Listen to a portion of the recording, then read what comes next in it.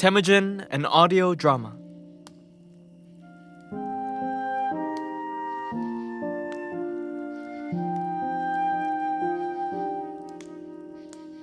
Act 2.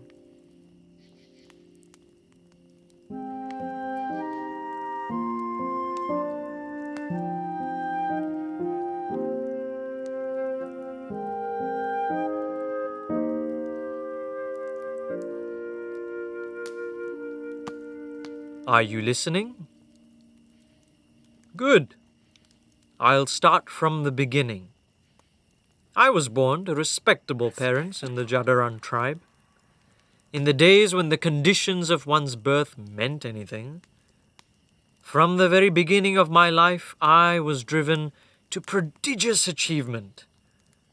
Other Jadaran children mastered horseback riding by the age of 4. I did so by 3. And could have done it faster. But you didn't. Were it not for the limitations of my still infantine stature. Baby limbs. I had baby limbs, yes. But I had something no other baby had, or might ever have again. Ambition. Yes, that fire, burning, unquenching, a quality not of this world. It singed my flesh as I slept, sizzled away at every dull moment, as if to instruct me, never idle, never waste, never for the rest of your life can you let any moment pass you by. For you are the rare creature for whom work is rewarded. Religious experience? Dream of grandeur? What difference does it make? I heard it loud and clear, this call to arms, and I threw myself into the pyre of excellence. Yes, I can see that. You're the very picture of excellence. Mine was an excellence that you, in your idler times, may no longer understand. Do you want to tell this story? Not quite as desperately as you do. Carry on. But I was so enjoying your interruptions. Do you want to continue or not? A complete history of the steps that raised me. Endless wars between infinite tribes over our unhappy cohabitation in the greatest expanse of land in the world. We raided as often as we traded, often in immediate succession. By 8, I had made an art of killing. By 12, I led men twice my age into raids. And by comparison, the boys I'd grown up with had just discovered the joys of riding up and down the same hills over and over and over again. Thrilling. It began to feel as if this fire was as much a blessing as a curse. It illuminated the dullness that choked the air around me, a resignation to everything, to the damned hills, to defeat, to victory, to the mere facts of life and death. If any of this could be called a life. No, I became certain of this. That would not be my life. I became a connoisseur of differences. In my position of increasing power and influence, I had the luxury to do so. The boys my age went left, I went right. While they played, I worked, and when they ran to their hills, I retreated to the forest. Isn't it something? Tall, wisp-like trees blanket what little remains of the horizon. Here, unlike the nothing-filled plains, there was mystery. A rustling to your right? A deer? A bird catching flight? You'd never know. And in keeping with the spirit of the place, I never came to do the same thing twice. Sometimes I hunted. Others I hid. Always relishing in the supreme delight that is the element of surprise. Keep running, boar! You're gonna tire yourself out eventually. And when you do, I'll rip you apart. You hear me? I'll roast you alive. I'd never met anyone else here, let alone a boy my age. No older than 16. Still hidden. I engaged him. Boar! Excuse you? Who's there? Who's there? Are you a bandit? I don't see anything worth stealing. Are you mocking me? That depends. Were you threatening me? No, I'm hunting. Don't tell me! Hunting men? No, boar. For sport? For my starving mother. How old are you? I'm a man. Small man to be providing for a family. Show yourself. Why should I? Because I'm no threat to you. And if there's anything you wanted, you'd have already taken it.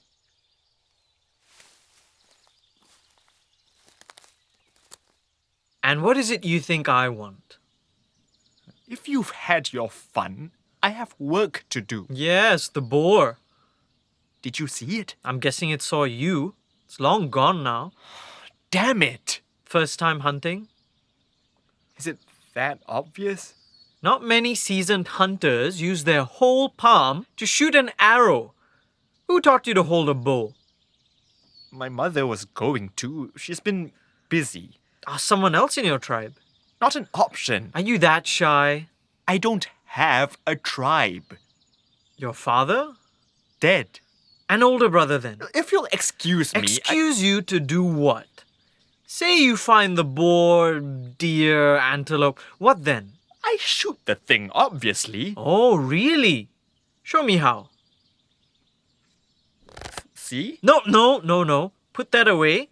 You're going to hurt yourself. I don't have a choice. I have to do this. What's your name? Temujin. I'm touched, Temujin. As your luck would have it, I'm also very bored. You strike me as someone in need of instruction. I could be wrong. Please. Please. I'll hear it. First, may I? Just 3 fingers. See? Simple. Okay. Second, you can't just scramble about the forest screaming at your prey. Look around. What do you see? Trees? Tree cover. If you move unseen, your target is defenseless. And then I shoot. Slow down. There's the matter of positioning. Ideally, you want to be behind them. And then? And then you stay calm. That's crucial. Otherwise, you end up firing all over the place like an idiot. I get it. Calm. Hold your left arm steady. Draw back with the right. 3 fingers. Straight back. There's your kill. A lot harder in practice, especially if you've never killed before. Do you hunt here too? When I feel like it. I'd never be in a place like this if I didn't have to be. Now, I've really got to... Go hunt your boar. Try not to let it hunt you. I will. And if you survive, I take it you'll hunt here again? It's safer than doing it out there. Maybe next time you'll manage to catch me off guard. Oh yeah? What then? I get another hunting lesson? If you win. All right, you're on. Jamukha. I'll see you around, Jamukha. But you won't see me.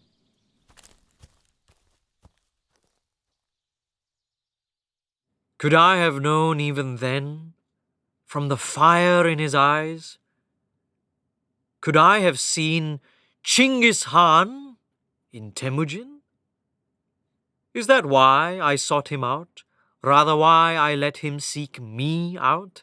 Week after week, month after month. Why he and he alone held the distinguished privilege of being called my friend? No, of course not. All the fire in the world couldn't have changed his wretched lineage. Not in the days where that meant everything. Still, I hunted with him until he became passable at it. And of course we played. I may have lied earlier when I told you I never came out here to do the same thing twice.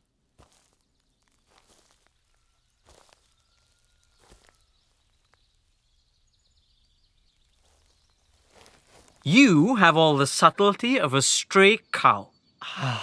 Come on. That's one game you've lost already, and we've barely just begun. Did you remember your knuckle bones? Yeah, here. Whoa!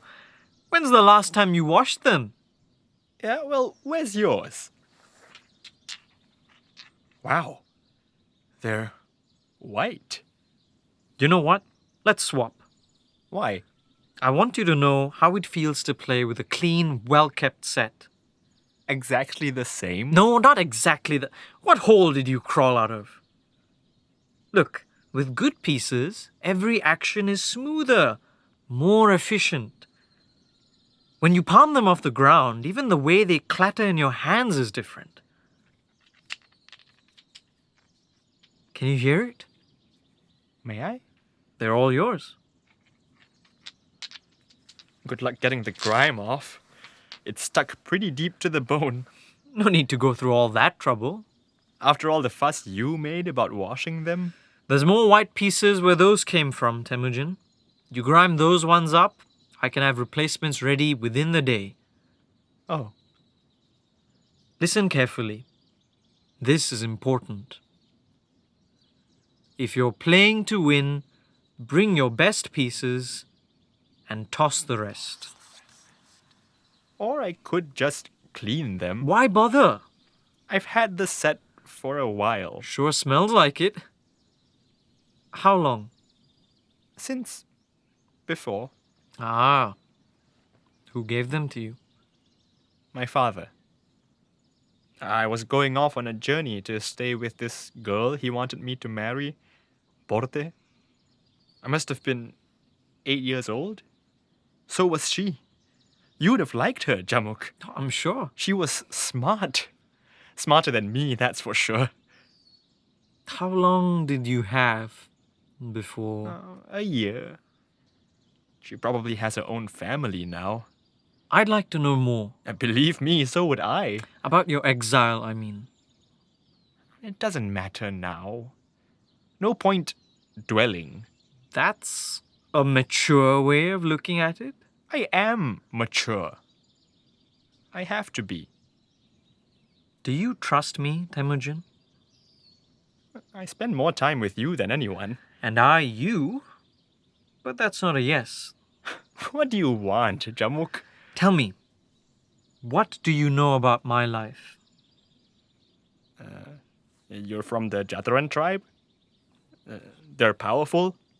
You're powerful. And? And you spend all your free time in the forest? That's all I know. That's all there is to know. I am a simple man, Temujin. The course of my life runs straight and shallow. What you see is all there is. But you on the other hand. What about me? You are my closest friend, perhaps my only friend, and I know nothing about you, apart from the fact that you're suffering. Well, that's not for you to fix. But I can help, if you let me. You really think so? If all the earth sets itself against you, Temujin, I shall raise an army to rend mountains and shatter the plains. I can't tell if you're joking. I'm an open book. And you know I can't read. I have nothing to hide from you. Neither do I. Of course not. Well, then? Where would I even begin? Your feelings. Tell me how you feel. Hungry? No, a strong feeling. Your strongest one. I don't know. What's yours? Mine? I am a moderate man. I don't do strong feelings. Well, then I don't either. Of course you do. Look at the state of your life. It's... It's what? Finish that thought for me. Really? I'm not speaking until you do. All right. All right. It's miserable.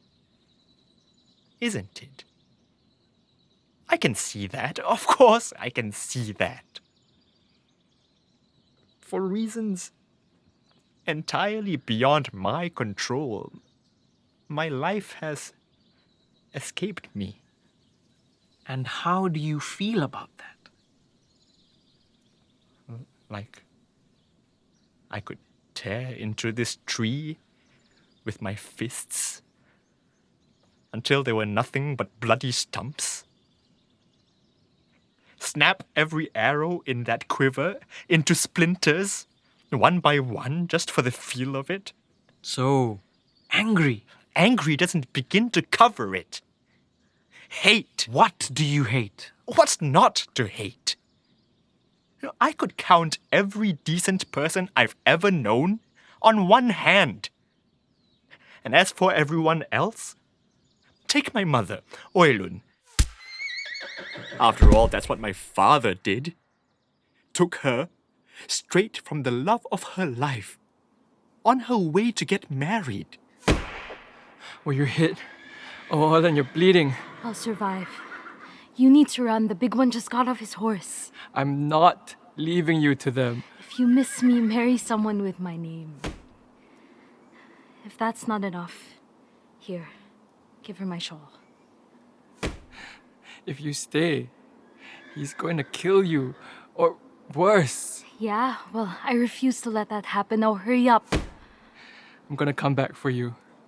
I swear it. I'll be waiting. He didn't.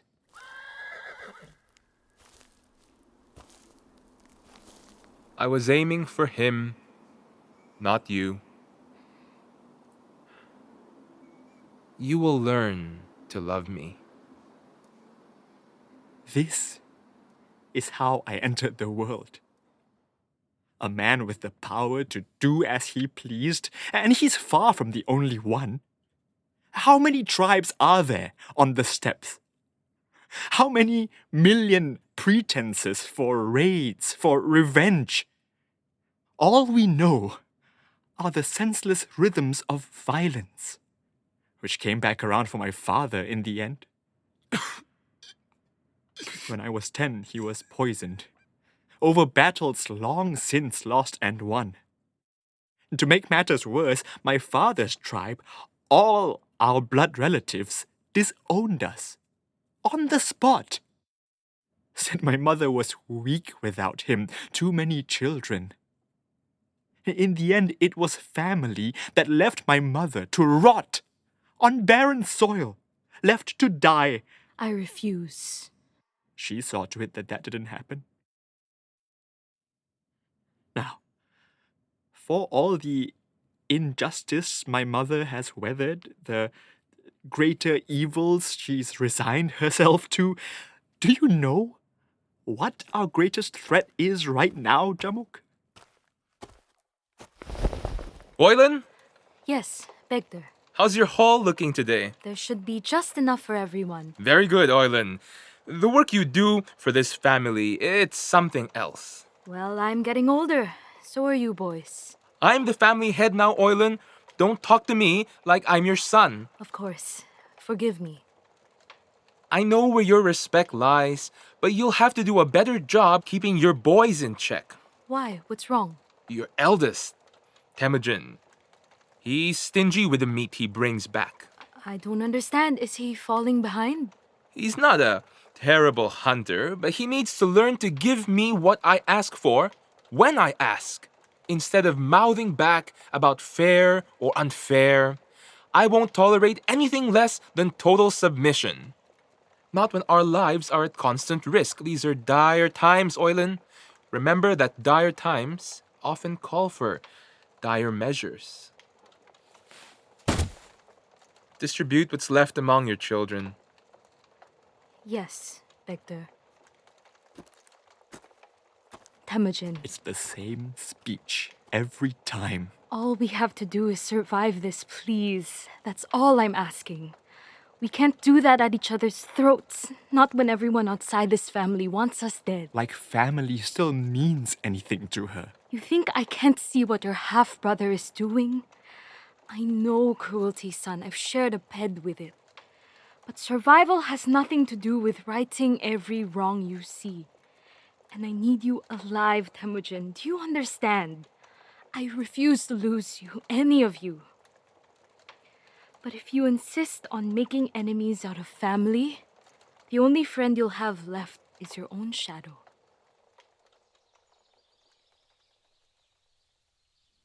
I don't know what to tell you, Jamukha. I don't see a course to my life like you do.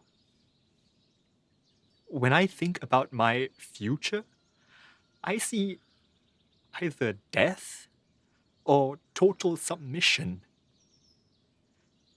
I couldn't tell you what scares me more. You don't deserve this. Any of it.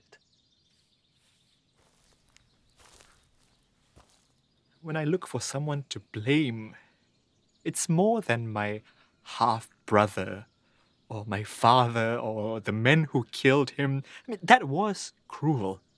All of it. But it happens all the time. Cruelty is the way things are. Then it's simple. We change the way things are. What? Just like that? Do you realize who you're speaking to? I thought so. Remind me? Within the decade, I'll have all of the Jadaran tribe at my disposal.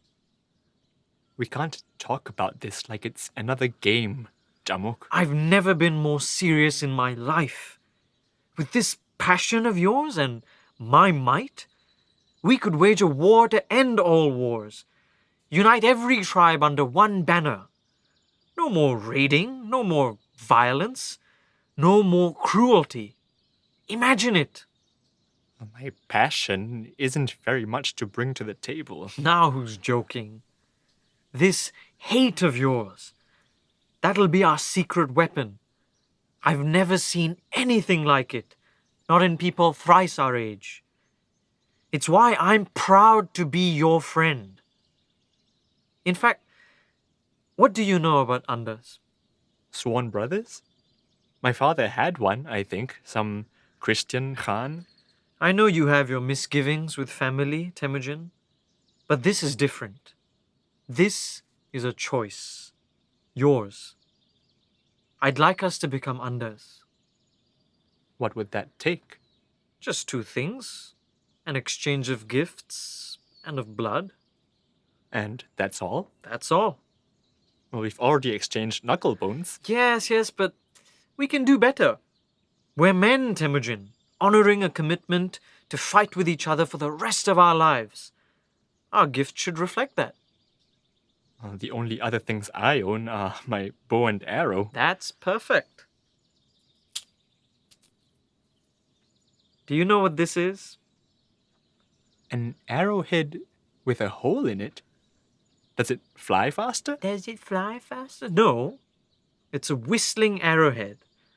Fire it from your bow, and it lets out a piercing scream. All I have are these regular old arrows. That'll do nicely. So long as there's no grime I'll have to wash off later. Minimal. I promise. All right. Follow my lead.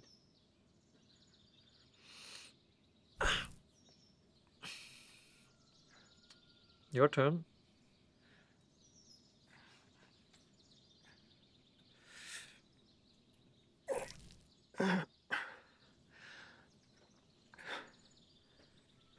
It's done. You'll save that arrowhead for something special, won't you?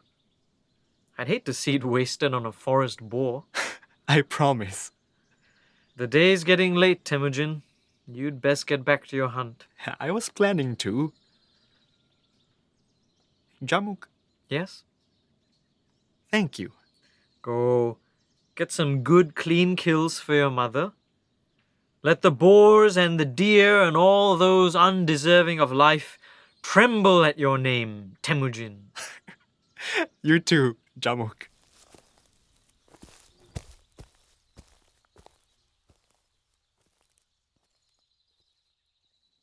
I stayed in the forest till sunset, trying to burn off this abundance of energy, this feeling. What was this? I had worked hard, yes, trained with the finest teachers and secured my standing with the leaders of my tribe. But how was it that this dead boy had more life in him than me? How is it that I came to envy him? I, who had been given everything before I knew to ask. Was that it? His struggle? He needed to fight. He radiated purpose. Whereas I needed nothing. I had hated nothing, except perhaps that dullness, that resignation to everything. And the shine in his eyes revealed the dullness in mine. How could I have explained this to him, the exiled orphan? How could he have understood the luxury of self-hatred? I might have found time to try, but when I returned to my camp later that night, I was greeted by embers and the familiar stench of death. Instantly I recalled that wicked thought where I had envied Temujin's wretched lot in life. How quickly I had been answered. It had to be punishment. He and I were to be equal in orphanhood. The elders told me it was a routine raid. The Merkid, or perhaps it was the Tartars, no one knew for sure. My parents were butchered the ordinary way, pierced through repeatedly by archers on horseback.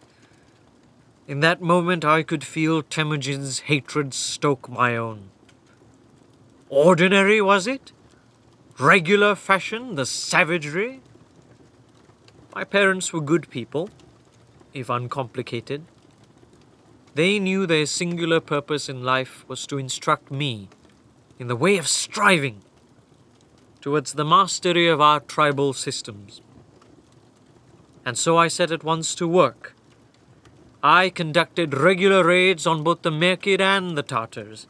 Me, a teenage boy with a legion of Jadaran troops who honored my vision, my blood, my absolute right to lead. Every passing victory solidified that. Weeks like this bled into months. I missed my forest, but I knew Temujin would have been proud of me. He'd have done the exact same if he could. This was the fight. Our fight. This is what I'd sworn we would do. The war to end all wars began with such promise. I alone at its helm. I returned to the forest eventually, hoping to extend the same hand I had cut open for him. I scoured the place alone at first, then with a small division of my men. His campsite, recently abandoned. There was a corpse rotting by the fire. A well-fattened, poorly dressed corpse, only slightly older than myself. I knew instantly who this was. The arrows that littered his back told quite the story. Here, by the fire, sat Beghter, Temujin's tyrannical half-brother. He was seated cross-legged, eating, perhaps, or meditating. Temujin stalked him from behind, bow raised, approaching silent, just like I taught him. But his aim was all over the place. So many shots, none of them lethal. His brother showed no signs of resistance. But that didn't stop Temujin. He let loose one arrow, then another, until he had butchered his older brother. Ah, but this one. My whistling arrowhead jammed deep inside his brother's spine. And here I had feared I was waging our war alone. Temujin was toppling tyrants in his own way. He had claimed mastery over his small tribe, just as I had my own. And here, with this, he had left me a message.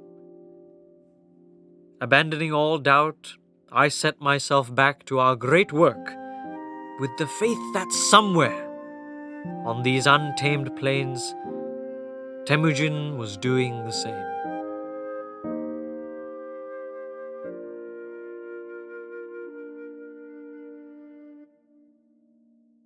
This was Act 2 of Temujin, an audio drama. Written, directed, and composed by Roshan Singh, with sound design and audio engineering by Nathaniel. This episode featured Aditya Karkera as Jamukha, Vivek Ganesh as the guard, Ziyad Bagharib as Temujin, Betina Choa as Hoelun, Kevin Lowe as the Fiancé, and Scott Choa as Yesugei and Beghter. Our executive producer is Amarbold, and our producers are Kodza Hao and Emma Grimley. Temujin, an audio drama, was made possible with the generous support of Yale and US College, the Mongolian Embassy in Singapore, Creatives in Spirit, and all of our crowdfunding backers.